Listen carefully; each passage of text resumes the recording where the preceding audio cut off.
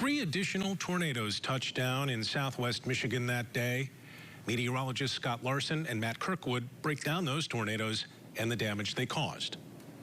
The tornado that touched down in Portage grabbed a lot of the headlines, Matt, of course, as it hit a pretty densely populated area. But there were some other tornadoes that did touch down on that Tuesday, May 7th, 4 different ones in southwest Michigan. That's actually about 20% of all the tornadoes that happened in the state for 2024. Yeah, we were keyed in on the radar around the Chicagoland area as the cells that came out of Chicago. We knew we were going to come right into southwest lower Michigan.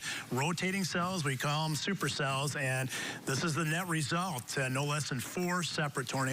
Yeah, 2 different EF1 tornadoes and then the 2 different EF2 tornadoes, including the one that extended from near Nottawa to the north near Sherwood. Let's get a look at the first tornado that touched down that afternoon shortly after 5 o'clock on the north end of Dowagiac near the municipal airport. You can see the path of that storm. It reached its maximum width as it was near the Twin Lakes area. A lot of tree damage in particular with this one. Yeah, EF1 tornado, it's pretty impressive, but most of the tornadoes we get in Michigan, fortunately for us, are EF0, EF1 over 90%, and that one took a path to the north and east. So you can see some of the damage. One of those power poles snapped in half. Takes a pretty good amount of wind to do that. Yeah, very strong winds with that tornado. We'll focus in on the second one. This was an EF2 tornado. It touched down at 5:41. It had a maximum width of 950 yards and also a pretty incredible path length at 19 miles, right? Oh, yeah, and I like the path because, look, it splits Mendon, Nottawa,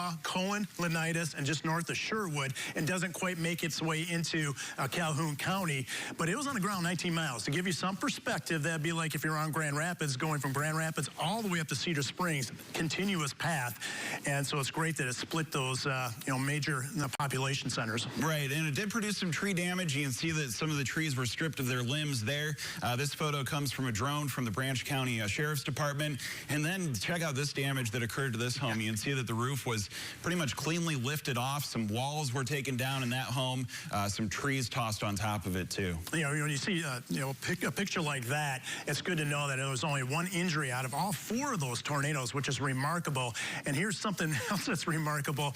With that event, we didn't have another confirmed tornado in our viewing area until August, 3 months later.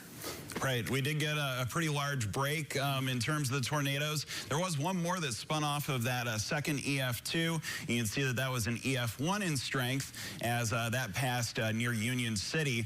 That also had maximum winds up to 95 miles per hour. And that wrapped it up for that day's episode. That's right.